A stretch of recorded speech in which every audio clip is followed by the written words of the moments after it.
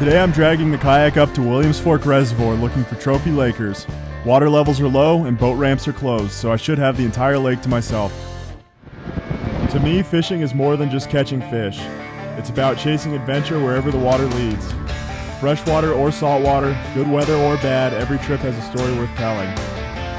That's the reason I'm out here. This is First Man Fishing. I'm heading up to Grand County Friday afternoon with one goal, chasing lakers. But by the time I get out on Lake Granby, the wind's already started to blow and the kayak was getting pushed around. And keeping bottom contact became difficult.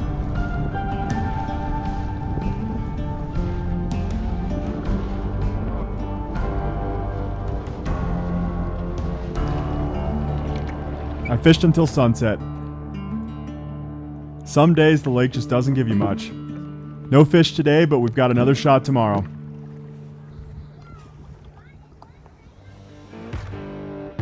The next morning I wake up to a 4 a.m. alarm. Grab something quick to eat and I'm all loaded up before sunrise with the truck aimed toward Williams Fork Reservoir. I know water levels are low and I wasn't sure what to expect, but sometimes those are the days that turn into the best adventures. With the sun rising, I knew I had one more chance to get these lake trout figured out. All that was left to do was to launch the kayak and see what the lake had in store. I forgot the wheels, so I'm gonna have to carry this thing all the way down, but at least I was able to park kind of close. It's gonna suck a little bit. The lake is just so low that the whole shore is just nasty mud. We're gonna catch some fish today. Better catch some fish today. Hopefully all that work was worth it. I'm about to find some fish that haven't seen jigs and lures in months. So I'm out on Williams Fork, and this winter was a terrible year for ice, so this lake didn't get hit that hard. And then it's low enough that they didn't even open the boat ramps at all this year. So I'm kind of just banking on the fish not having seen a jig since probably like last summer. I'm just gonna do what I always do. I'm gonna cruise around, drop to marks. Hopefully I can find myself a real big lake trout. With Williams Fork not seeing much pressure lately, it seemed like the perfect place to put some new gear to the test. Yes, well, I got a second. I've got a pretty big update to share with y'all. First Man Fishing is now going to be partnering with Aurora Fishing Gear. Aurora Fishing Gear was started by two fellow lake trout enthusiasts, John and Andrew, with the goal of producing high-quality rods for anglers passionate about chasing trophy lake trout. Aurora was inspired by their love of chasing big lakers through the ice and the need for a rod built for the task. For me, it's really cool to be able to partner with a brand passionate about something that I love, and I really look forward to the opportunity to work with these guys. I will have a discount code in the description of this video as well as a link to their website. And so really the only difference is I'm going to have a little support from a fishing company. So this rod I'm using now is the Apex, and it's their newest rod. It's a vertical jigging rod. It's a pretty heavy rod, 15 to 30 pound test, up to a 3-ounce jig, and it's short. It's only 60 inches long, which I really like, especially on the kayak for jigging. And then it's got this longer butt section here. It's a foot long, so when you're fighting the big fish, it's real easy to tuck it into your armpit, and it really offsets the weight of the jig too, so you're not working your wrist so hard trying to jig. So it'll save you some fatigue, but it's a real nice rod. It feels really solid. And then for now, as far as the reels going, I'm just using my Shimano Stratic. It's a 4000 size. I've got 20 pound braid on it, and then I've got 20 pound fluorocarbon leader. And then I'm gonna be fishing a 5-inch Berkeley power switch. I've had a lot of luck with lakers on these. Fish on the bottom. Ooh, a whole school of fish right below me.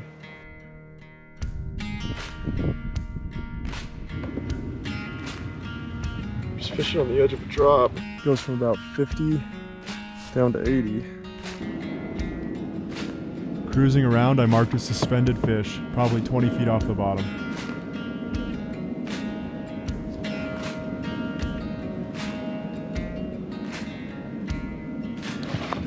There we go. There's something. Oh, he got off. Nope. There's the first miss of the day. Sometimes I spend a lot of time trying to figure out what action the lake trout actually want, and there are a lot of factors that can affect their mood. Water temp and time of day are two big ones. Go. don't think it's anything big, but it might be okay.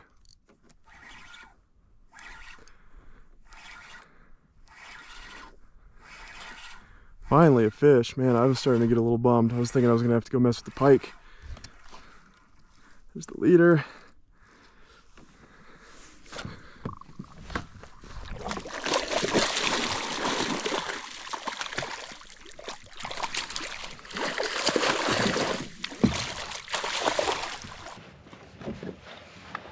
There we go.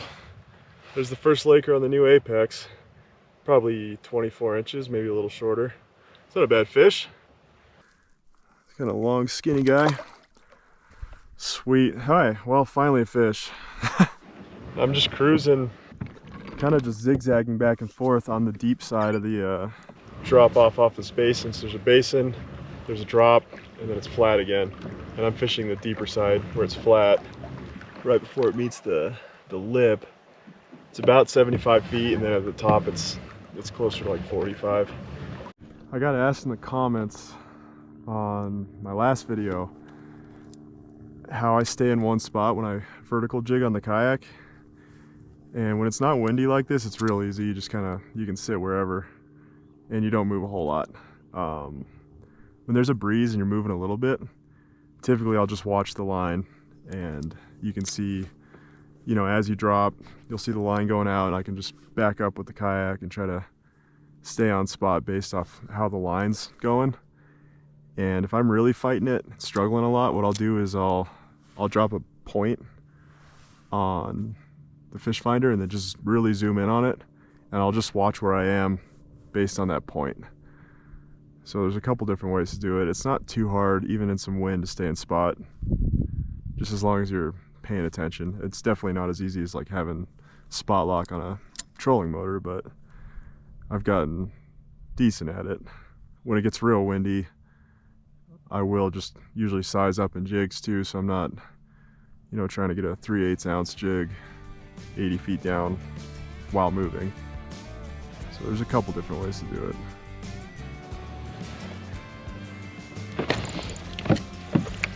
There we go. I lost him. Oh, stupid.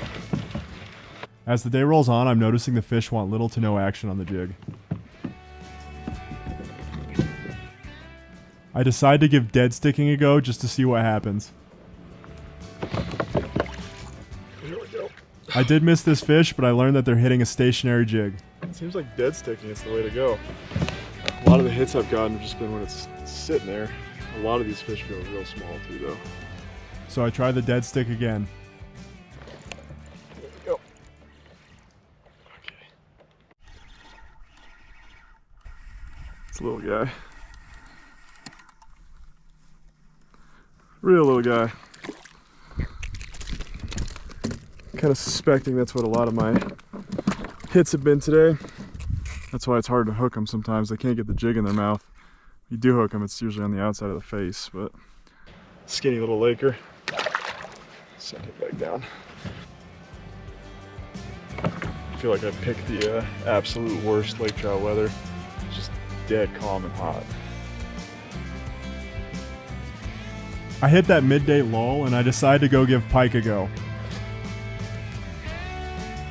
I cruise a good portion of shoreline, casting a spoon, fishing the shallow water without any hits. And as I'm fishing, I start to realize something. I'm not a pike fisherman, and I never have been. There's not a lot of them up here besides this one reservoir, and I never really paid much attention to them. I decide I like my chances of catching a laker in the heat better than my chances of catching a pike, so I give up. Alright, that's enough of that. I'm going back to lake trout.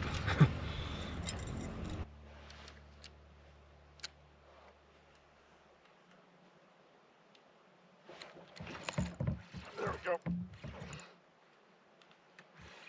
Finally, something else. This feels a little nicer than that last one I got. Yeah, I think just dead sticking is the way to go. I'm just letting it sit there. I'm keeping it 2 or 3 inches off the bottom, and I can feel them coming up and bumping it.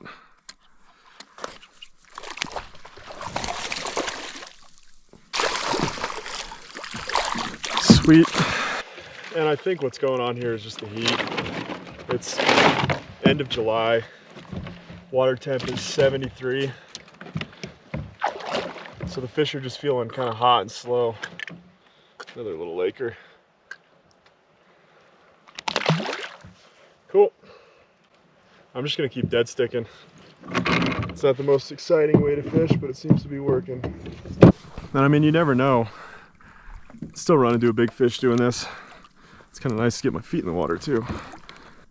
And I am marking a handful of fish down there, so I'm just gonna kind of slow drift and dead stick.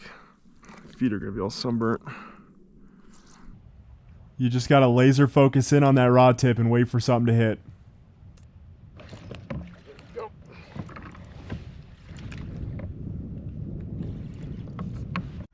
Feels a little nicer than the last one.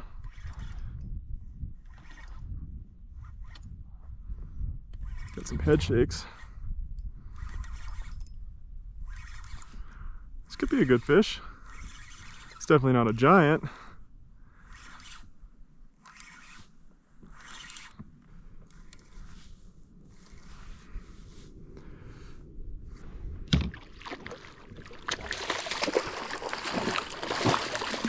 All right, well, today's kind of turned around. That's the biggest one so far, and that's actually a pretty fat fish for Williams Fork. Actually, you see all these scars. This thing's been probably grabbed by a pike before when it was little. Okay, oh, he's ready to go. Yeah, so during the summer, the water gets warm, they get real slow, kind of lethargic, and they just want to sit down there. And during certain times of the day, they're going to chase in the morning and stuff early. But once it starts to warm up, and I mean, it's hot, it's probably mid 80s right now, water temp 73 degrees, they don't really want to do much, so you just dead stick it, it sits in their face, they hit it, I guess. Now, I'd say I'm far from being an expert on lake trout, but I would consider myself a very avid enthusiast of them. And there is still a ton about these fish that I need to learn.